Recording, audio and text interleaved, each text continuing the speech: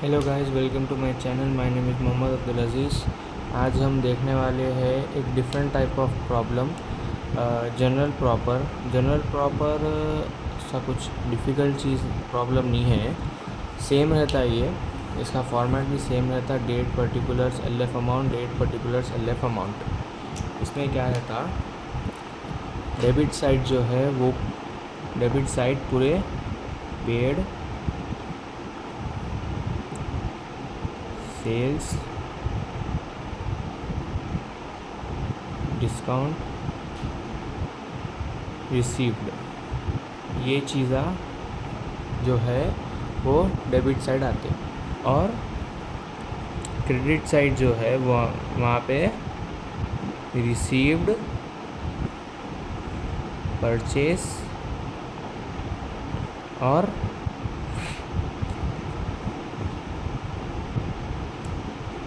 Discount allowed, ये चीज़ा credit side आते। ये चीज़ा बहुत इम्पोर्टेंट है, ये चीज़ा याद रखना। अगर ये चीज़ा याद रहे तो प्रॉब्लम्स करने आसानी होती। तो हमारा पहला प्रॉब्लम जो है, प्रॉब्लम नंबर 10, ये रहा, स्क्रीन पर देख लीजिए। और इसकी एक क्वेश्चन है, prepare Pawan's account from the following. Pawan का अकाउंट बनाना है अपने को, तो शुरू करते हैं। ये जो है अकाउंट 2018 में बनाया लगा, और इसकी पहली एंट्री है गुड्स परचेज फ्रॉम पवन।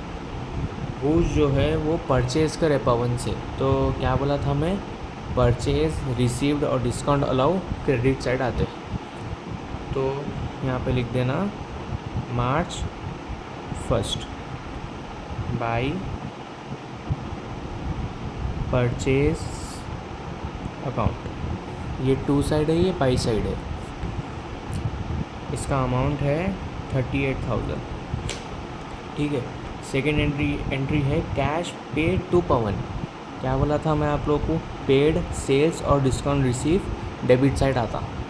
तो यहाँ पे है पहली entry March 6 to cash account. इसका अमाउंट है 5,000 रुपीज़। ठीक है। नेक्स्ट एंट्री है गुड्स रिटर्न टू पवन। हम जो गुड्स पवन से परचेज़ करे थे वो हम रिटर्न कर दिए। ठीक है। रिटर्न करे तो परचेज़ रिटर्न ये साइड आता, डेबिट साइड, और सेल्स रिटर्न क्रेडिट साइड आता। ठीक है। अब ये हुआ 10th के दिन, टू परचेज रिटर्न अकाउंट। इसका अमाउंट है 1500। Next entry paid to Pavan by cheque. Paid, sales और डिस्काउंट अलाउ डेबिट साइड आता। ठीक है। तो next entry 14 to bank account. Bank account इसलिए लिख रहे क्योंकि उन्होंने बोले paid to Pavan by check. Check मतलब बैंक। तो इसका अमाउंट है 6,800। नेक्स्ट एंट्री है डिस्काउंट अलाउड बाई पवन। हम पवन को डिस्काउंट नहीं दे रहे, पवन हमारे को डिस्काउंट दे रहे, तो हमारे को क्या हो रहा, डिस्काउंट रिसीव हो रहा। तो ये एंट्री बनती to discount received. Discount received debit side आता, हमेशा याद रखिए ये चीज़। 500। Next entry goods purchase from Pawan for cash. एक बात याद रखिए, जनरल प्रॉपर में कैश रिलेटेड एंट्रीज नहीं होते। अगर ऐसा कुछ एंट्री में मेंशन करा कि परचेज गुड्स थ्रू कैश और paid to Pavan through cash, तो वो एंट्रीज इग्नोर कर देना, नहीं लिखना वो एंट्रीज। लेकिन cash paid to Pawan, cash receive from Pawan, ये सब एंट्रीज लिख सकते। Goods purchased from Pawan for cash मतलब परचेज और सेल्स के जो एंट्रीज़ रहते हैं, अगर उन में कैश मेंशन करे हुआ है तो वो एंट्रीज़ जनरल प्रॉपर में नहीं लिखना। तो ये एंट्री स्किप कर देंगे। नेक्स्ट एंट्री है परचेज फर्नीचर फ्रॉम पवन। पवन से फर्नीचर परचेज़ करे तो परचेज और रिसीव और डिस्काउंट अलाउ क्रेडिट साइड आते। तो मार्च 28 बाई फर्नीचर अमाउंट है 8000 रुपीज़। ठीक है, अब जब दोनों साइड्स के टोटल करते हैं हम तो 5000 प्लस 1500 प्लस 6800 प्लस 500 13800 आ रहा। ठीक है, 38,000 ये साइड का करेंगे प्लस 8000 46,000 रुपीज़। तो दोनों में से ये क्रेडिट साइड ज़्यादा है, डेबिट साइड कम है, तो दोनों को माइनस करेंगे। 46,000 माइनस 13,800 32,200 रुपीज़ हमारे को दोनों के बीच का डिफरेंस है, जो कि जो साइड कम है बैलेंस वो साइड ट्रांसफ़र करना हम। ठीक है, तो कर देंगे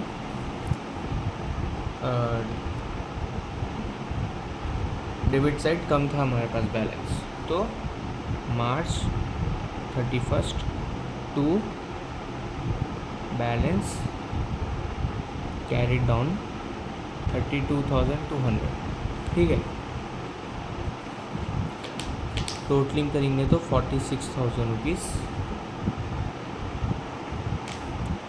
अब जो साइड ज़्यादा था वो साइड नेक्स्ट मंथ की लास्ट डेट मतलब फर्स्ट डेट April 1 बाई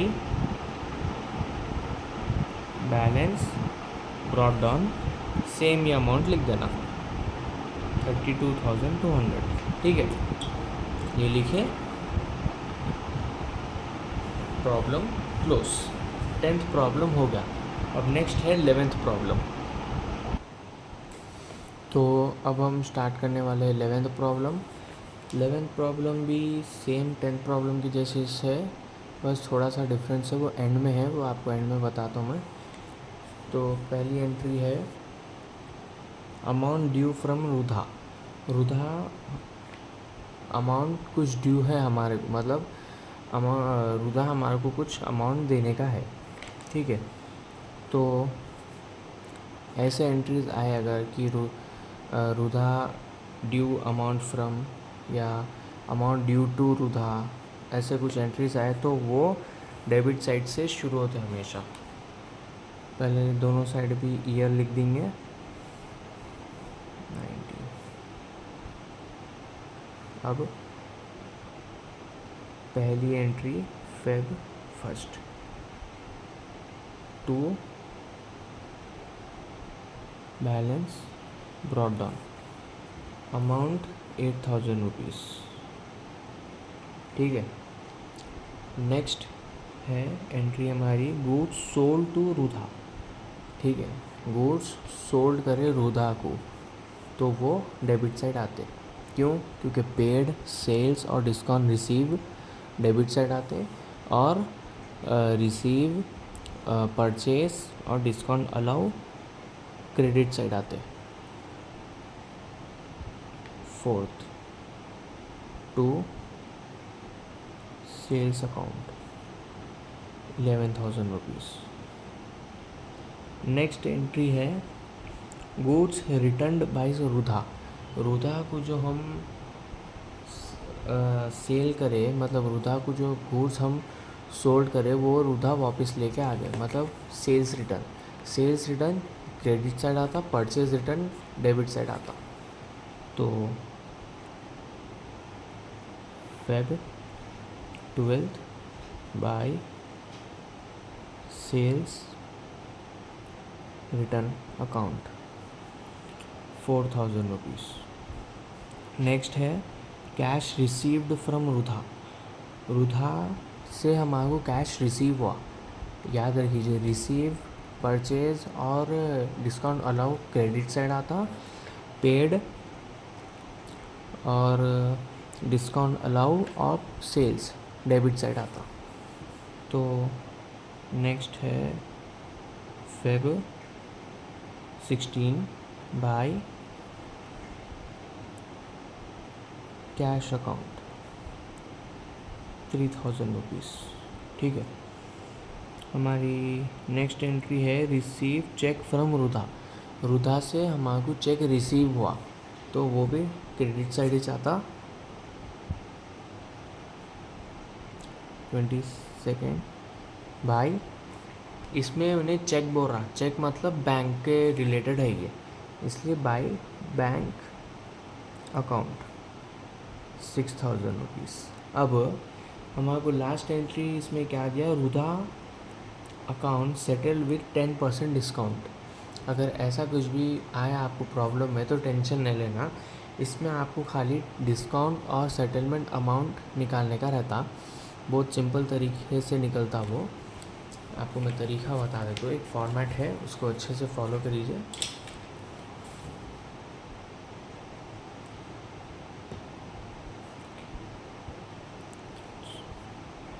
ठीक है, डिस्काउंट निकालने का एक फार्मूला है, देखिए डिस्काउंट का formula, discount total of debit side minus total of credit side into 10%।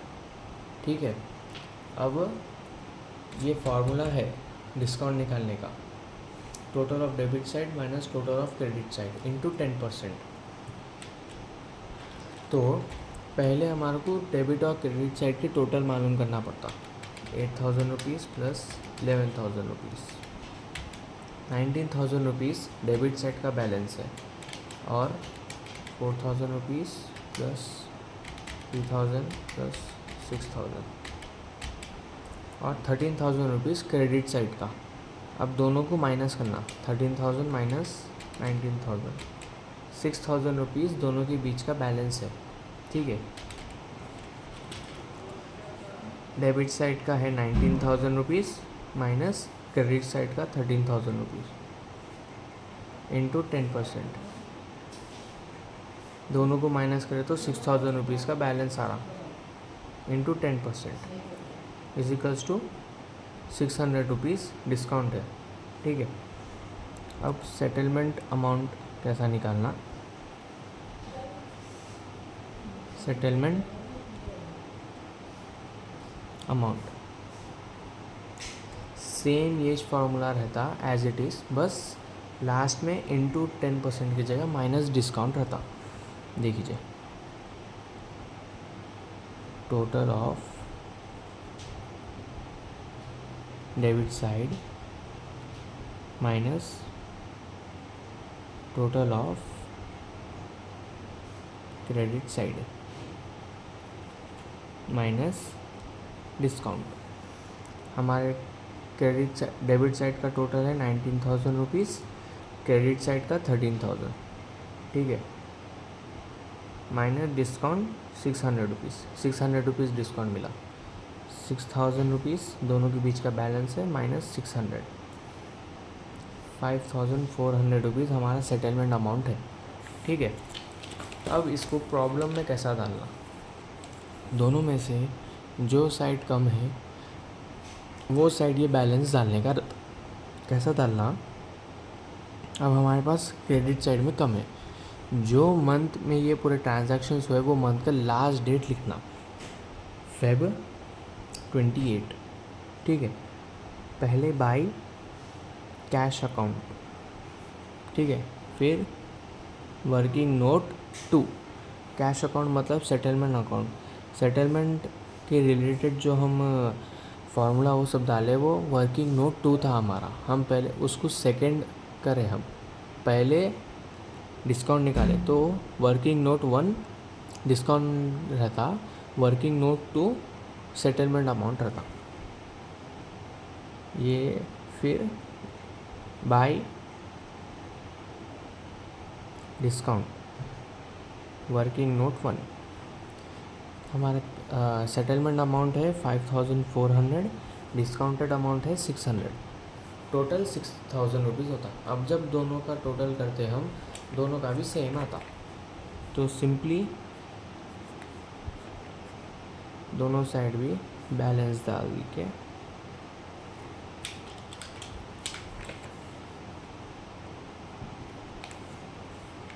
Problem close.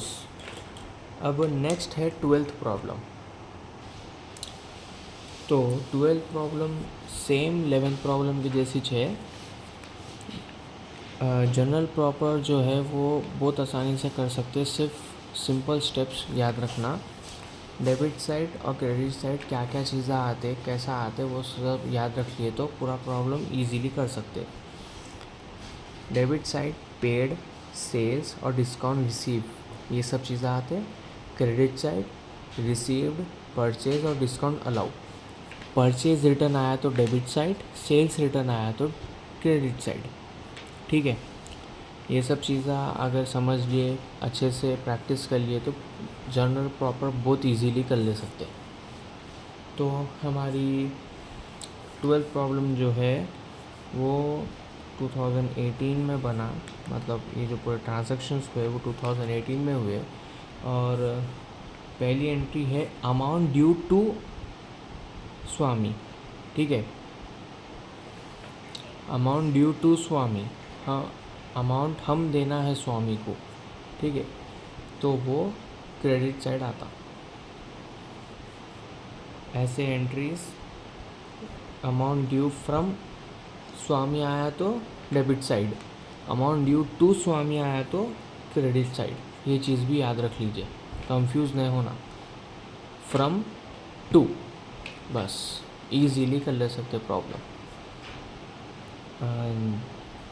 Jan 2nd bye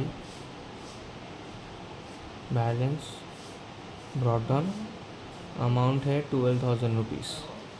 अब नेक्स्ट एंट्री है हमारी goods purchased from Swami.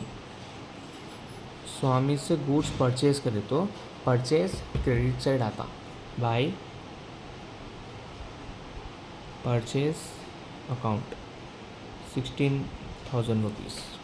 Next entry goods return to Swami. Goods return to Swami मतलब अभी purchase करें और return करें तो purchase return debit side आता।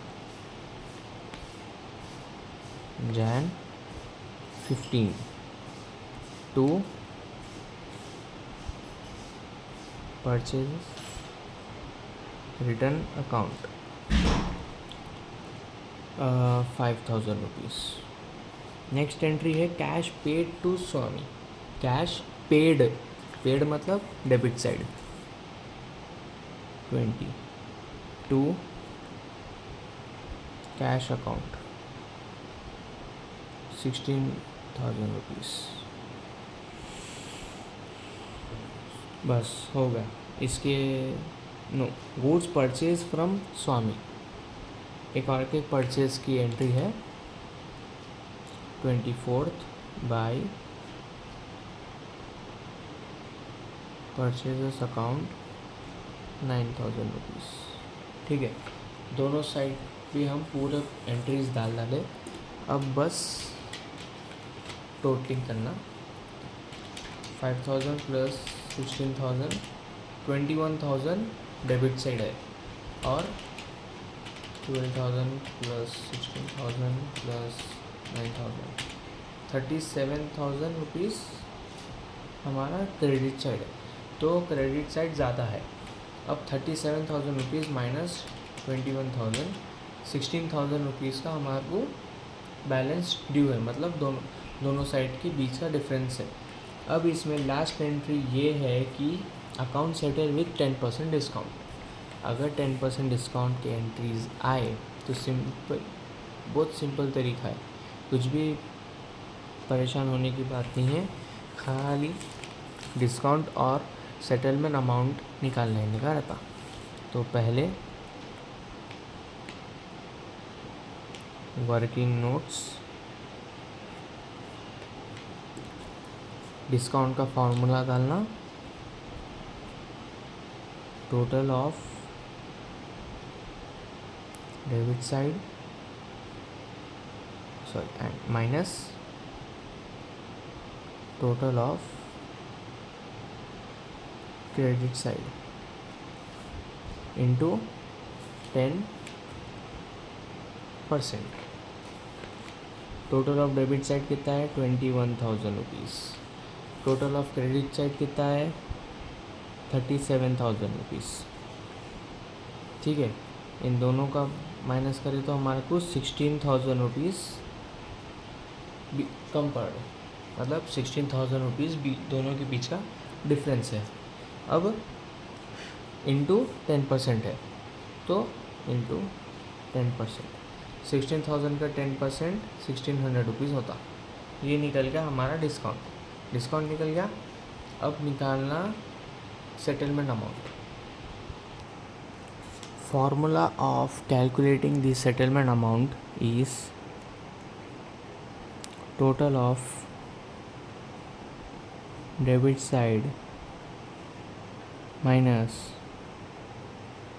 Total of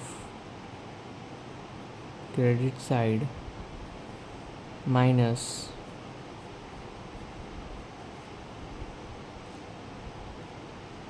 discount. ओके, तो अब टोटल ऑफ डेबिट साइड है 21,000, ठीक है, minus total of credit side 37,000 और माइनस डिस्काउंट कितना है हमारा 1,600 रुपीज़। दोनों को माइनस करें तो आता हमारे को 16,000 माइनस 1,600 करें तो हमारे को आंसर आता माइनस 1,600 14,400 हमारा सेटलमेंट अमाउंट है। 14,400 हमारा सेटलमेंट अमाउंट है और 1,600 रुपीज़ हमारा डिस्काउंट है। अब दोनों अमाउंट्स को भी प्रॉब्लम में डालना। कौन सा साइड कम था हमारा, डेबिट साइड कम था, तो जो मंथ चल रहा वो मंथ की लास्ट डेट, ठीक है, वो मंथ की लास्ट डेट डालना। Jan 30 to cash account WN2, Jan 30 to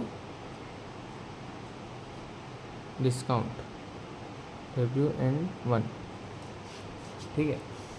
cash account मतलब सेटलमेंट अमाउंट हमारा 14,400 रुपीज़ है, डिस्काउंट हमारा 1,600 रुपीज़ है। अब दोनों को भी जब टोटल करते हैं तो दोनों भी सेम आता, ठीक है, तो टोटलिंग कर देना 37,000, ठीक है, टोटलिंग करें, प्रॉब्लम क्लोज। 12 प्रॉब्लम भी कंप्लीट हो गया। आज मैं आपको तीन प्रॉब्लम्स करके बताया, तीन भी अलग एक डिफरेंट टाइप ऑफ प्रॉब्लम है। अगर ये प्रॉब्लम्स अच्छे से समझ गए तो इजीली कर ले सकते। Hope you understand all this 3 problems. अगर आपको कुछ भी डाउट है तो कमेंट करिए and share this video with your family members and friends. Subscribe to my channel and thank you very much.